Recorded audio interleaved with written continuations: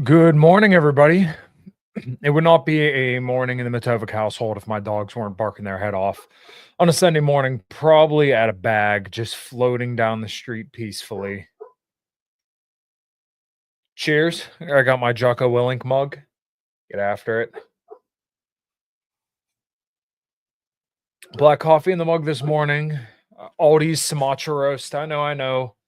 Betraying my dear friend Steven. If he's listening, I love you.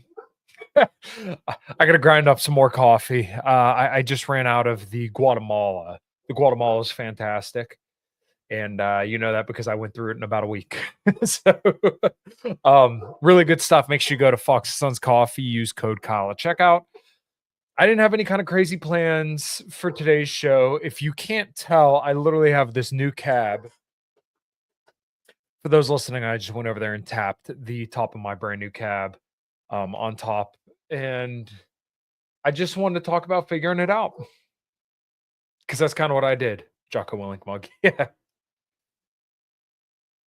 For those listening, this mug is a solid black mug, and I think it's 24 ounces if I remember correctly. And it just says "Get After It" on the front of it. And if you flip it around to the back, I actually bought this off Amazon, so I know. Shame on me. There's Jocko's face that says approved, jockopodcast.com. Which, speaking of that, I have not listened to Jocko Willink in like years at this point. I think the last thing I listened to by him was the Unraveling podcast where they interviewed Scott Horton, who is a friend of mine. So, of course, I check out my friends wherever they're at, however they're doing, whatever they're doing. So, that being said, support all the brands that support you. Go to tigerfitness.com through the link below. They just released their Make America Healthy Again Tiger Fitness shirts, which are pretty awesome. I'm probably going to get one for me and the wife. Deemed fit through the link below to get some clothes. I think my wife just ordered a hoodie, and I think she ordered the large, which is probably going to be a bit too big for her. So I'll probably end up wearing it. And it was a pretty cool looking hoodie. I think that it was like a tan color. It has like their little logo on it and a logo on the sleeve as well. Um, she ordered that, and she's going to get a pink one here instead. And yeah, that's that. That dark roast does hit the spot this morning. Everything's so goddamn expensive anymore. Anyways, it's Sunday. Do the Trump dance. The little like shuffle, right? It's something like that. I'm digging it though. I guess before we roll into the show, yeah, I just want to talk today about figuring it out because that's what I did with this thing right here. And that's what my job is figuring things out, fixing cars, which albeit sometimes I don't always do phenomenally, but I definitely try my damnedest. So without further ado, let's roll the intro and I will interact with all you lovely people this morning.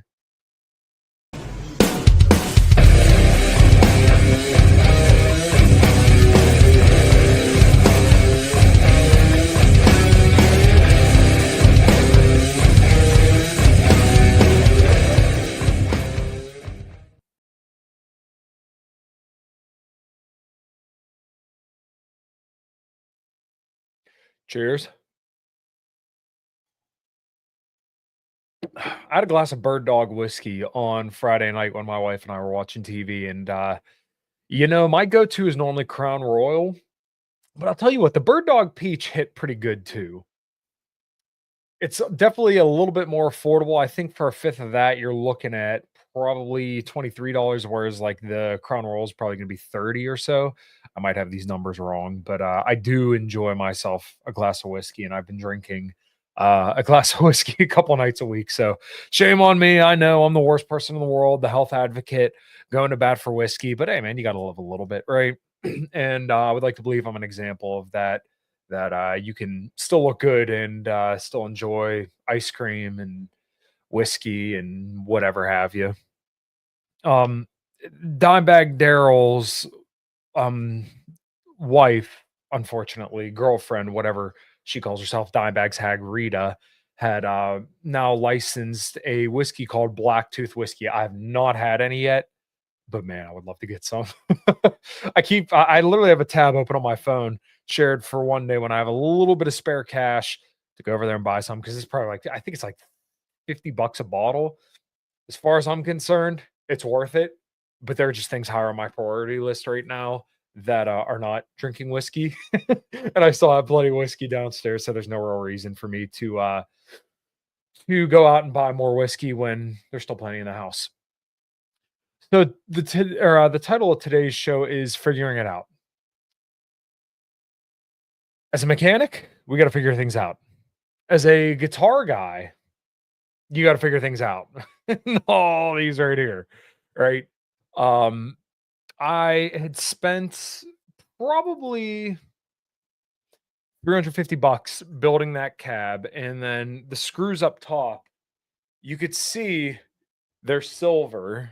They're originally black, but I had taken the cab all apart, took the grill off and everything, and had replaced the speakers. And I bought a wiring harness for the 4x12, but I had figured out that the way that this Raven cab, because it originally was a Raven cab, it was a 4 ohm cab. So to explain this for people who aren't quite intrinsically familiar with electrical stuff, I am, because unfortunately I fix cars for a living. You have a couple different setups for wiring. You have parallel, you have series, and you have series parallel. So if you were to hook up 4 8 ohm speakers in series, then I'm going to draw this on a piece of paper just so that way it's a little bit clearer. If you have 4 8 ohm speakers hooked in series, then you just add up all the resistances, right? Pretty simple. So right there, if you're listening, I have 3 little circles with 3 little lines in between each circle connecting all of them. And we're going to assume that you're starting here at power and you're ending on the other side at ground. And up top it says Ordeal Civility. It was a book that Red Hawk told me to check it out. I haven't checked it out yet. Um, let's assume that all of these little circles are 8 ohms, right? 8 ohms. Ohms are a measurement of resistance, right? If you hook all those in series, then it would be a total of 32 ohms if you go straight from power to ground. This cabinet was hooked up in parallel, and therefore it had 4 8 ohm speakers, but they were hooked in parallel. So you actually divide the resistance. So instead of going straight from power, each one gets a wire from positive to ground, and then therefore you actually divide all the resistances. So you take each 8 ohm speaker and then you divide it by the total amount of resistors, which would be the speakers in this scenario, which would bring you down to 4 ohms, something like that. But basically, you end up with less resistance than the total of all the resistance in there because of the way that it's wired. So I had to go out into this cab. I've never done this before. I've been playing guitar for almost 20 years, and I would like to believe I'm okay at it and I can learn some stuff. But basically, I had to take out all the speakers, and I bought a set of Eminence STR 1012s or something like that, and I had to rewire all of it to make it so that way it wasn't 4 ohms, because this little cab right here and the one I have in my practice space are both 8 and 16 ohms. If you were to put a 8 ohm cab through a 4 ohm speaker, you might be okay at low volumes, but if you really start to crank it, then you could blow some shit up. And just to be clear, that amp right there, when I bought it new, was $850. You don't want to blow up an $850 cab or a $850 amp. That's a lot of money. I don't have that kind of money laying around to just go buy a new one. There are more important things on my bucket list that I could buy than buy another cabinet for $850. So you take out all the wiring, take out all the speakers, and then I have a multimeter to measure resistance. So what I did is I started hooking everything up and I read a crap ton. I read article after article after article. I looked at wiring diagram after wiring diagram after wiring diagram to make sure that when I hooked this all up, that everything was going to be all right. So when I had everything hooked up, I checked at the input jack, which is where you go from the cab from the cab to the head, from an 8 ohm cab or 16 ohm, like I'm running, to there, to make sure that there's at least 8 ohms. Hooked everything up, and then I checked the resistance, and at the jack, it was 10 ohms. Perfect. In theory, it's supposed to be 8 ohms, but the speakers are 5 ohms instead of 8 ohms. So it's still a little bit higher, but that's all right in the grand scheme of things, because that's what's called a safe power mismatch. Okay, so now that I've been rambling for about 10 minutes, I'll continue on with the chat. Wait till you have kids and you have to resort to the plastic bottles. Um, yeah, geez, we'll see, man. Hopefully soon. Hopefully soon. Moldy Space Foam, good morning, brother. What are your thoughts on CoQ10 supplement? What even is it? I am vaguely familiar with CoQ10 and I've heard people talk about it. Let me Google that real quick and I might be able to elaborate on this. Okay, yeah, so that's right. Coenzyme Q10. CoQ10 is an antioxidant that your body produces naturally. Your cells use CoQ10 for growth and maintenance. Levels of CoQ10 in your body decrease as you age. Um, like I said, I've heard people talk about CoQ10 quite a bit. I don't I just don't know enough about it. My estimation on most supplements like CoQ10 is that Eddie, inappropriate. But CoQ10, probably like most things, is probably safe to take. You're probably not going to see any difference in performance, but I think this is kind of like one of those longevity supplements. It kind of is like fish oil or vitamin D or multivitamin, where like I don't think you're going to see any appreciable difference in overall quality of life, at least not right now. But maybe down the line, maybe you stave off some cognitive decline, maybe you stave off heart disease for a little bit. Maybe it improves health later in life because it's something that decreases you age. I'm kind of talking out of my ass a little bit because I just don't know that much about CoQ10. I just know that once again, it's an enzyme your body produces. If it's cheap, if it's in your budget, try it and report back. I'll be here to listen to you. And if you report in favorable results, maybe I'll consider taking it. I've looked at it when I walk down the aisles in Costco. I know Tiger Fitness sells it. Other than that, I just don't really know that much about it. So, um, like I said, my estimation is for most of these supplements, whether you're talking about testosterone, cordyceps, ashwagandha, rhodea, roseola rhodea, and some of these other things, like I said, you're probably not going to see a huge improvement in quality of life, performance, or anything like that. But it could be the difference between, maybe 5 and 10% of quality of life in your later years. Yeah, that's the thing. It ain't exactly cheap. Okay, so yeah, like I said, I've never really looked at price. If it's expensive, then maybe look at like a budget brand and see how you feel. If you feel better, try it.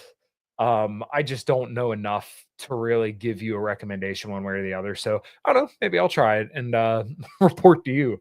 I've been taking this test booster that they sell at Costco, and not that I think that I have like low T or anything like that, but I mean it was just like I think it was like $50 for like a couple months supply. So a little pricey, but worth a shot. So I think it has ashwagandha, vitamin D, vitamin C, black pepper extract, and a couple other things.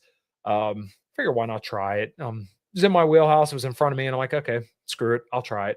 I've been taking Rhodalia rosea, which my understanding is I've heard Lane Norton talk about this a little bit.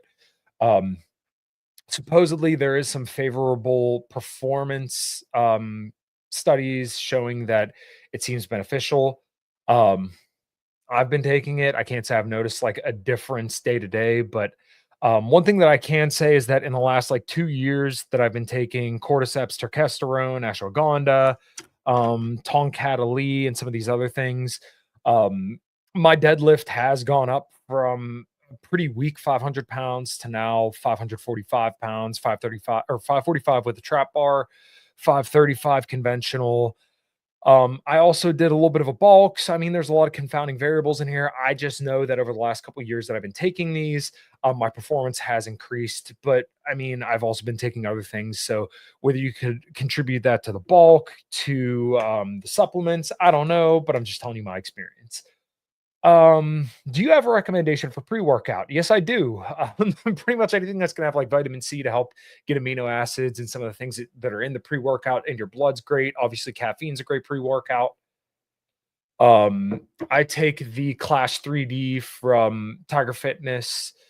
Pump Chasers is pretty good. They have a good pre-workout. Legion has a good pre-workout that I take. Axe and Sledge is good. Non-stim pre-workout, depending on when you're working out. Eddie, if you can in the chat, what time do you work out? And that's going to kind of depend on what my recommendation is because um, if it's in the afternoon, then I typically go with a non-stim pre-workout, something that's going to have like beta alanine, some kind of betaine, vitamin C, ascorbic acid, or something that's going to help kind of give you a little bit more of a pump. I take those in the afternoon if I'm going to work out in the afternoon, but in the morning, I take a caffeinated pre workout. And my understanding of the literature is that basically you see a large performance boost when you get to around 300 milligrams. You get an even better performance boost once you get around to 500 milligrams, although that's kind of beyond like the standard recommendations for caffeine every single day, which if you drink caffeine, you're probably over the limit for the most part. This morning I drank a pre-workout. Now this is my second cup of coffee. So, okay, so you work out in the mornings. Yeah, I would take a caffeinated pre-workout. If you go to the link below, I know shameless plug, whatever. Tiger Fitness, they have a whole ton of caffeinated pre-workouts. Their Ruckus one is pretty good. I take that occasionally. That's the one I took this morning. Clash 3D is down there as well. And Pump Chasers and Legion, who does not work with Tiger Fitness. I like their stuff as well. I think their flavors are great. They had a cinnamon cereal protein powder that was fantastic, and I'm pretty bummed I'm out of all of it, but I did buy the chocolate from Costco. I think it was like 48 bucks for 5 pounds, which is pretty damn good. Sam Hyde mentioned he takes it and he seems like a no nonsense kind of fella. Sam Hyde is hilarious. I wish I knew more about him, but all the videos I've seen him are hilarious. I watched his TED talk, killer. Yeah, I took a stim pre-workout at 6 p.m. and couldn't fall asleep until 5 a.m. Yeah, they load those things up with caffeine. I mean, I think the Ruckus one I took this morning was 250 milligrams, 250 to 300. Actually, Clash 3D, right? I literally have it sitting up here. This is the Freedom Pop. This is the one I've taken. I have the sour apple one right now. This one has, where is it? Pico 2, Cordyceps militaris, Rishi, Keen Trumpet, shiitake mushrooms, lion's mane, turkey tail, caffeine, anhydrous, 250 milligrams. Yeah, so 250 milligrams in this. Most of your pre-workouts are going to be around 250 to 300 milligrams. There's some that are a little bit higher. That is a fuck ton of caffeine. So I've heard of people dry scooping pre-workouts. That's a little bodacious for me. I wouldn't do that. And it probably tastes like shit, but you know, that's up to you. So like um creatine, this has creatine and it has your appropriate dosage. You want about 5 grams of creatine per day. For me personally, I normally mix my pre-workouts. So I'll take the pre-workout itself. This is just one scoop, which once again has 250 milligrams of caffeine. L-citrulline, that's the thing I was trying to think of, not citrulline malate. That's the alleged fat burning supplement. Yeah, L-citrulline, glycerol, and then I usually a lot of them have like vitamin C. So I will mix this pre-workout. I'll put creatine in it, and I'll put beta alanine in it. Beta alanine, people kind of like beta alanine because it puts your body into parastasis, which kind of gives you this tingly feeling. I typically get it on my forehead. I've heard of people getting it in other areas, including where the sun doesn't shine. If you follow my drift, ah, what beta alanine does is it helps buffer lactic acid, right? So that feeling, that burn when you're kind of getting into a set, and this is only for like if you're doing longer sets. So if you take beta alanine, it's not going to help you with your deadlift, your 1 rep max. You know, if you're trying to do like 5 reps or something on a squat or a bench press, beta alanine will not help you. If you're doing more pump focused stuff, so like let's say your bicep curls, lateral raises, calf raises, or something like that, and your set's starting to go into like the 45 to 60-second range, beta alanine is going to help you kind of buffer the lactic acid. You're not going to feel the burn as much, and you're going to be able to go harder for longer. And also like endurance activities, running, maybe you're doing like hill climbs or something like that, beta alanine will help you with that. So personally, I take it because I like to do higher rep sets. And also time under tension is a very, very important thing. I forget where I was talking. Oh no, it was last week on Post Zero, hosted on Jack's channel. You guys should go check that out if you're kind of looking to do like a body recomp or something like that. One of the most important things when working out is time under tension. Your 1 rep max is important because that kinda builds the neurophysiological adaptations to kinda grind through a set. If you took a long time off of working out and, like, powerlifting, your body kinda has to get used to that, like, grit and that grind, right? When you really have to, like, slowly raise that bar up when you're deadlifting or slowly grind a squat or grind out a bench press, that is more physiological and like psychologically taxing than it is like necessarily like lactic acid or anything like that, because you have to grind through that, right? That's kind of like pure determination to get the bar up. The longer sets, when it's like higher volume but lower intensity, that is a completely different system in your body, so to speak. Like you're still using glycogen and you're still, putting your muscle under tension, but like the time under tension is what really matters. So, like, or I shouldn't say what really matters, but it's a big factor. So, like, if you're doing a bunch of sets and it's only 5 reps, you're probably spending a lot less time under tension than you are if you do like 15 to 20 reps, right? So, what do you think is going to predispose you to more muscle growth? Spending, a minute under tension or 20 seconds under tension? Both are going to stimulate muscle growth, but one's going to have a different response. And this is when you start getting into the difference between sarcoplasmic and myofibular hypertrophy. There's overlap, but you can change the way you do your volume according to the response you want. Okay, well, let me put this pre-workout back and I'm going to shill for Fox and Sons coffee a little bit more. All right, guys, we are going to take a quick break from the show to tell you about the show's sponsor. We are now brought to you by Fox and Sons coffees. You can see right here, I got the Den Blend Dark. Really enjoy that. I've been drinking a lot of their Brazil honey prep right here. As you can hear, there's not a lot of beans left in it because I've been drinking it quite a bit. Just to tell you a little bit about Fox and Sons, why I support them and why you should too, is that Steven had started the company up in Michigan to help teach his son about entrepreneurship.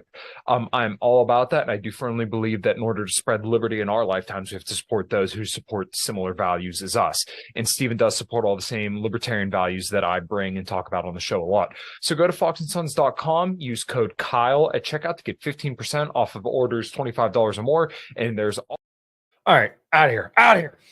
Anyways, pretty much everything I was saying there goes to the theme of the show. You're figuring it out.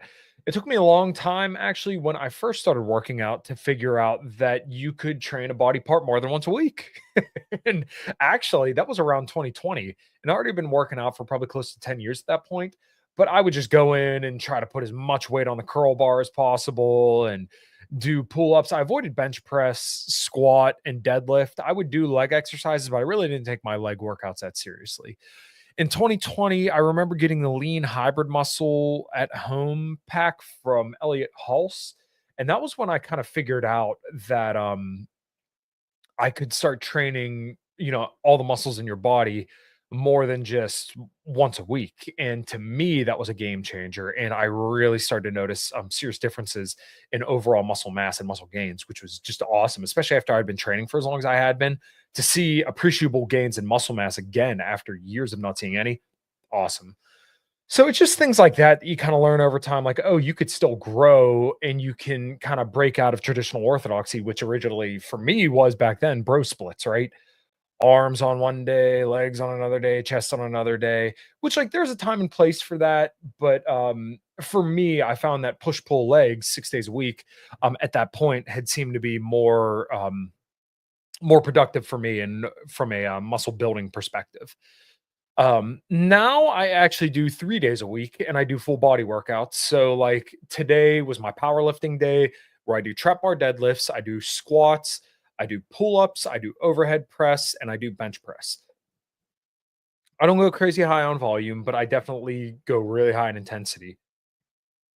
In fact, pull-ups are probably like the highest volume thing I do on a day like today, where I'll do like 4 sets of 10 pull-ups to focus on my back. Which is like everything that I just laid out there. Deadlift is going to hit, your back, some of your legs, the hamstrings and glutes. Then a squat's going to kind of hit some hamstrings, obviously your quads, your glutes, and other stuff. And then the overhead press is going to hit like shoulders, a little bit of upper delts, and then bench press is obviously going to hit your chest, your triceps, and all that. And then pull ups are your back and biceps. And then the other days in the week, I kind of do a little bit more of like individual body part focused exercises, calf raises, lateral raises, leg extensions, hamstring curls, stuff like that. Nuke, good morning to you, brother. Hopefully you are doing well, and I hope to see you back on this channel here in an hour. What do I bench? My record on bench is 305. My bench press does kind of suck. I know for somebody who in Moldy, I don't know where you are, so I apologize if this sounds disrespectful, but like, um, I don't mean it that way. Like, 305 for me kind of sucks being a guy that can deadlift 500 pounds and squat 400 pounds. The trifecta, I've heard somebody say this once that like you shouldn't consider hopping on gear until you can deadlift 5 plates, squat 4 plates, and bench 3 plates. I'm like right at that point. I almost can get 3 plates. I've gotten to 305. I just can't add that last 10 pounds. And since I'm getting back into powerlifting, it's going to take me a little bit to go back or to get back to that neuromuscular drive to kind of grind through reps again because I've been able to grind through 295, 305, but I have not been able to grind through 315. I get it down and I can get it up off my chest a little bit, but I can't complete the full rep. So right now I'm about 205 pounds. I've been sitting there for a while. I'd like to lose a little bit more weight. Time to leave humanity behind. Time to jump on the roids. 8-hour chest. Let's do it, bro. Let's fucking do it. But yeah, maybe I should focus on building up my bench press a little bit more. For like the last couple of years, I was really, really, really, really focused on building up the deadlift and the Rich Piana music cues. There we go. Exactly. I was really focused on deadlift and squat, and it definitely bore fruit because I managed to go from a 500-pound deadlift, just barely getting it off the ground, to now being able to do, at least with a trap bar, 500 pounds for 5 reps, which was my most impressive lift that completely wiped me out for a week. And doing 535 conventional and being able to do 500 very comfortably, traditionally. But yeah, maybe it is time to focus on chest a little bit more because chest has always been a struggle for me. I just ate 300 grams of chocolate. What kind of chocolate? Was it Hershey's? I like Lily's chocolate a lot. Lily's chocolate is fucking fantastic. 305 is decent. I've been able to bench since I had a ladder jet procedure done on my shoulder last year. Ugh, sorry to hear that, dude. Maybe some hanging. Hanging helps a lot with shoulder stuff. If you can handle that. And then obviously just kind of working your shoulder within your comfort zone seems to help a lot of people. I'm thankful I've never had to undergo any surgeries. I did fuck up my back in the process of these last 2 years trying to improve my deadlift, and that really sucked. Back injuries are no fun at all. Ask me how I know because I did it like twice. I'll never forget the feeling of deadlifting something and literally feeling like something in your back just shifted, and then it hurts to stand up, it hurts to walk. Not good. Hershey's chocolate is a goat chocolate, stroopwafel chocolate bar, and oh man, you guys are killing me. Currently working through a shoulder impingement.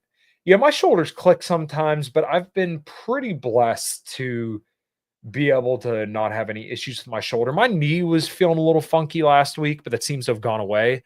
Um, yeah, I've been very, very lucky to be pretty injury free getting the whole way up to where I'm at now.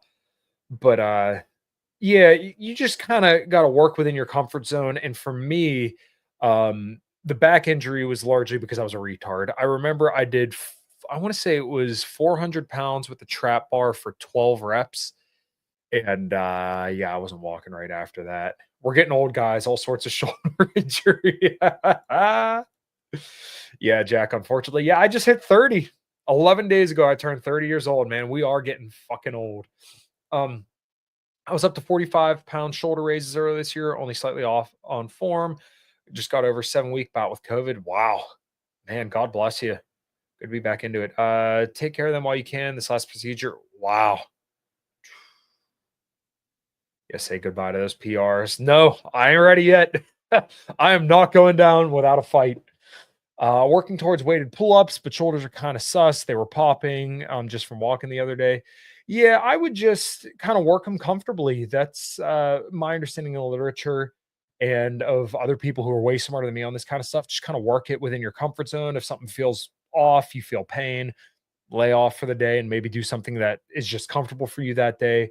Don't agitate it anymore. I think, especially us as guys are kind of used to just saying, screw it, we could do whatever we want and we're just going to grind through it anyways. We're probably just being a pussy. Sometimes that is your body telling you, hey, you better fucking cool it or else I'm going to punish you. Once again, I'm not above this. I've done it. I've worked out when I'm sore. Just not good stuff. You probably want to lay off if it's seeming like you're not really feeling up to it. So you know what? I did say on my or on what was that Wednesday stream? I did say on Wednesday stream I would answer the questions from the community tab. Let me pull that up. Present, share screen. So I hit over 1,000 subscribers, and I want to thank everybody here one more time because you guys are fucking awesome. And now I make money off of doing this kind of stuff. Let me zoom in here. Okay, yeah, you guys can see that now. So I had a couple comments here. The Duke of Tumwater, overcoming drug and alcohol addiction slash dependency. I am not an expert on this kind of stuff, so take everything I say with a grain of salt. This is not medical advice, the usual disclaimers. I'm not a doctor. Time to get this channel. Yeah, please do. I'm surprised I haven't gotten canceled and demonetized yet. Honestly, I monetized a show I did with my buddy Pete the other day, and we talked about the Jays and some other stuff. And I'm honestly surprised that channel or that video is still up with full monetization. So we'll see if that changes. Overcoming drug and alcohol addiction dependency. In my opinion, I know for me personally, the times that I am not worried about anything going wrong, the times I feel least sedated, and the times that I'm not concerned about anything that could go wrong is when I'm as busy as possible. I know that is almost a non sequitur and it's a non answer, but when I'm outperforming with the band, I'm not worried about that kind of stuff. If my wife and I are on vacation, I'm not worried about that kind of stuff. If I am at the gym and I got the tunes cranked, like this morning, I was listening to Rage Behind, Upon a Burning Body, and some other great deathcore. I'm not worried about drinking, drugs, getting laid, anything like that. I am focused on what is going on right now. So, my answer to that is to keep busy, go work out, go for a walk, find something to do, preferably with people that you care about and people that you enjoy being around. Post Zero, when I'm on with Post Zero with Nuke and Jack and Red Hawk and Gov and all the other guys who join the chat, I'm not worried about alcohol or anything that's potentially sedating me. I'm not. I'm just enjoying life and it's awesome. So, um, if you're struggling with that kind of stuff, you could seek professional help. I don't know what that's worth. Yeah, not Chat of Arabia, screw that guy. But maybe professional help is the way to go. I'm not a doctor. I can't tell you what to do, but I'm just telling you that whenever there's things going on in my life that kind of get me down, which is pretty rare. I am generally an optimistic person and I do tend to go hard in certain directions. So I could understand how I could potentially evolve into something like this, but I know that I won't be worried about it if I'm staying busy. So um it's perhaps not the greatest answer. Maybe it's not for you, Duke, but just try to stay busy and find something that you enjoy that keeps your mind off that kind of stuff. So there you go. B Cornish, congrats, bro. Thanks. The goddamn bacon. What fast food places would you pick in a shit hits the fan scenario of hunger while being health conscious? Also, congrats. Well, thanks, Bacon. He came over here from my chat with Rob Says, and make sure you go check out that. And occasionally I'm on Let 'em Burn. It's a little bit late for me on Thursday nights to be doing a show at like 9 p.m. and they normally go for about 2 hours. So as a guy who gets up at 4:30 in the morning, going till 11 o'clock at night, that's a little bit beyond what I like to do, but I do like Rob and the guys on there, Rob, Dante, Dame, and Bull quite a bit. So I'll gladly sacrifice some sleep to hang out with those guys. But fast food places, Popeyes is actually pretty good because they have those blackened chicken tenders. Those are delicious. They have a little bit of a kick to them.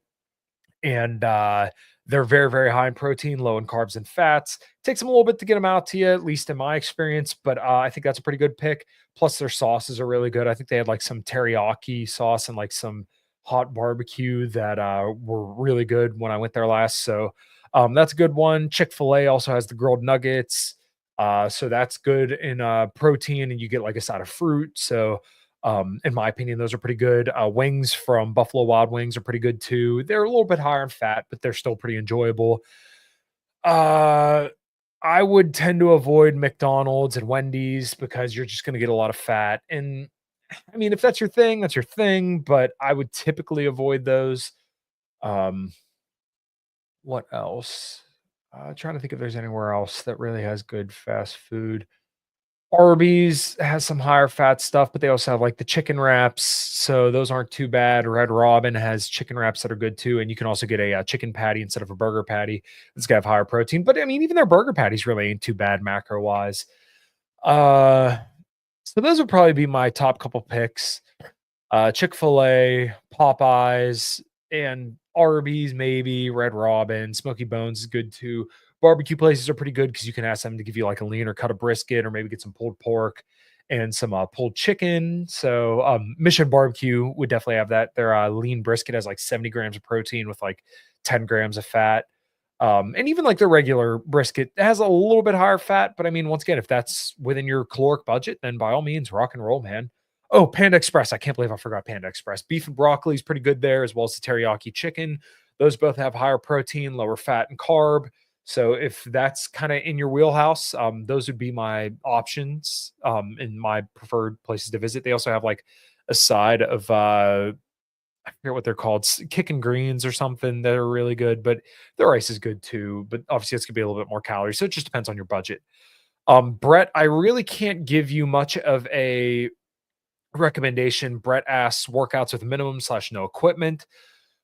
There's an exercise that escapes me now. I can't remember what it's called, but you literally put your arms up against the wall. So for those watching, I have my hands like parallel to my head, and then you want to basically keep your hands up against the wall and raise them and lower them. That gets your delts, push-ups, pull-ups, dips, body weight squats, and then you can kind of evolve those into pistol squats.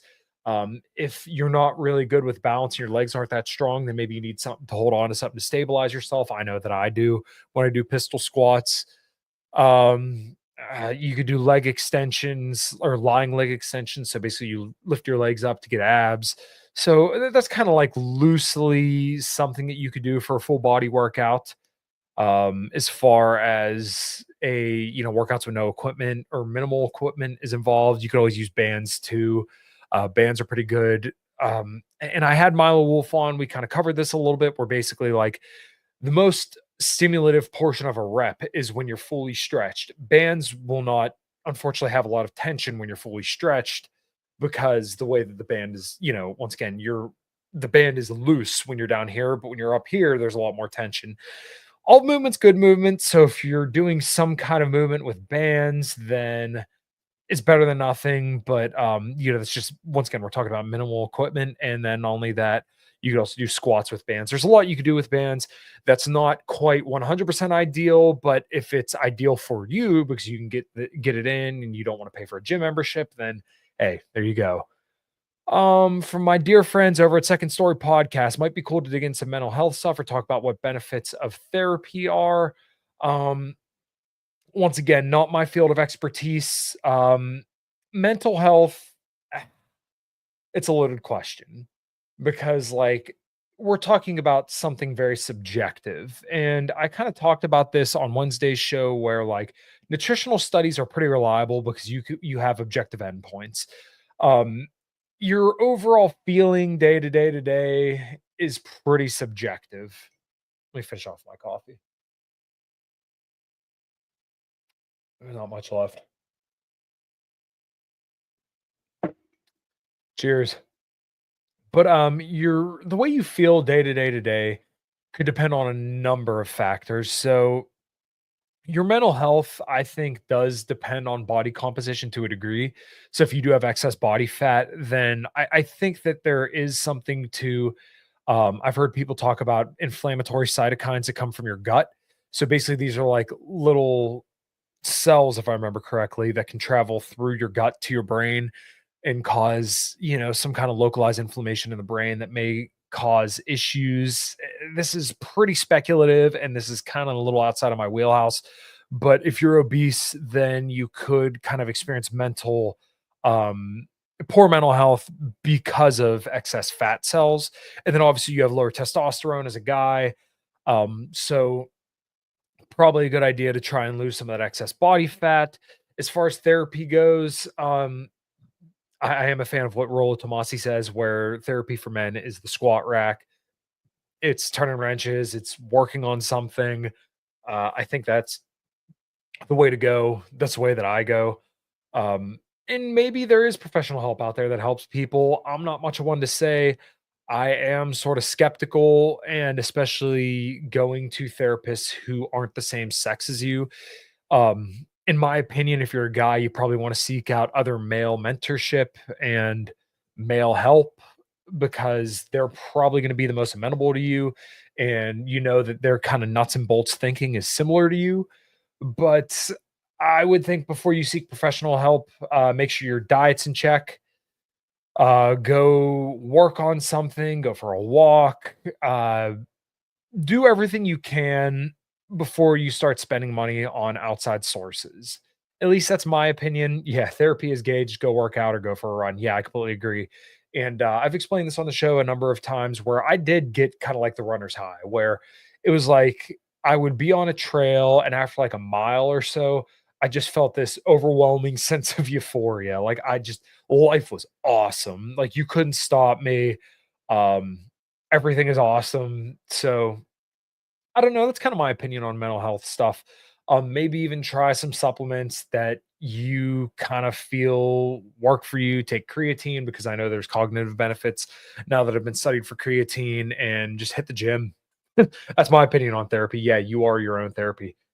Figure something out, man. I don't know. Like I said, I'm not a mental health professional, but definitely give, working out a shot before you go pay for therapy. And once again, there's a time and place for everything. I just don't know how much there is a time and place for therapy. It's going to be very individual dependent, because once again, these things are very subjective. Therapy did help with my thought process, but most work was done in the gym. Yeah, and see, that's what I've heard is that like, hey, maybe you sit down with somebody who can kind of take an outside perspective on your life and help you kind of situate things because um we're so in like the mauling of our own thoughts and things that are going on in our own life that maybe sometimes it is helpful to have an outside perspective, view what you have going on and tell you when you're being a moron. Stop being so lame and sad all the time. Work for me. Yeah, pretty much. But like one thing I think about a lot when it comes to fixing cars is that um sometimes we go down the rabbit hole when we can't figure out what's wrong. And sometimes you're like 6 shades down something and you're lost in the sauce. You don't know what is going on anymore. And you're so mired in your own thoughts that like you can't think clearly. So like I have a wiring issue and I'm just like screaming in my own head and I can't figure out what's going on. Sometimes maybe it does help to have another set of eyes come over and they find something that is just completely obvious to them, but at that time is not at all obvious to you. Kind of like to Billy's point here, just talk to people more if you want therapy. Yeah, exactly. And like obviously if you're extroverted, then this is going to come a little bit more naturally for you. If you're more introverted, it's going to be a little bit more difficult. But sometimes having somebody else kind of look at your life objectively and see what's going on and say, hey, you know what, you're not doing this right. And hey, maybe this worked for me. Maybe you should give this a shot. Worth consideration. Do I think that's going to be a silver bullet? No, but just once again, having somebody else look at your situation and, kind of from the outside looking in could make a world's difference for you. I know, sometimes you explaining something or just literally talking through things helps you kind of think of your own experience. So, like, when I tweet something, when I write something, I typically write it out and then I physically and explicitly say it out loud to make sure that when I'm saying it, it actually makes sense. Sometimes even just that will help you. As gay as it is, positive affirmations, for some people seem to help. If I mean, placebo works, to be completely honest with you. I mean, I talk about a study where they gave people, a pink liquid beverage and a clear liquid beverage. Both of them were the exact same thing, but literally because one was colored differently, people literally performed better on like a 1 rep max for a bench press, and it was, like, actually statistically significant just because of the color of the drink. So, placebo matters. I guess a lot of this kinda was figuring it out. I think I managed to stay on topic and not just sit here and rant and rave. It was cool for me to figure out this amp behind me now, and this is gonna be my, gigging rig. I had a Marshall Vertical Slant 2x12 that I now got rid of and, had replaced it with this. If I get better speakers and I like speakers that sound better, or, a good set of, like, vintage 30s come out and they're affordable, maybe I'll go with those. I don't know. Anyways, I think I'm gonna wrap her up there. I will be hosting Post Zero, so you will be back on this channel here in about a half hour to discuss but she basically she statements with all the boys on Post Zero, whoever shows up and whoever doesn't.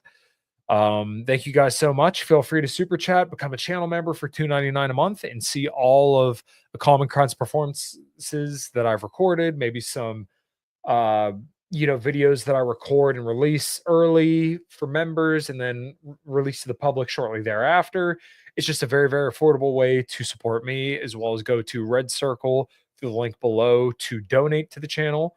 Um, Lots of good stuff going on. A Common Crown's going very well, so make sure you go check out A Common Crown on Facebook. Go to acommoncrown.com. Got some cool shows coming up. We're starting to book up for next year, so it's going to be a lot of fun. Common Crown, 5 till midnight on Monday. I don't have a guest lined up for the podcast this week, so I'll figure something out. Rant and rave for 45 minutes to an hour on Wednesday if I don't have a guest, but if I do, then we'll figure it out. Yeah, I think that's it. Jack, I will probably be in like 10 minutes. So, um, I think that's it. Thank you guys so much. And until next time, it's rock and roll.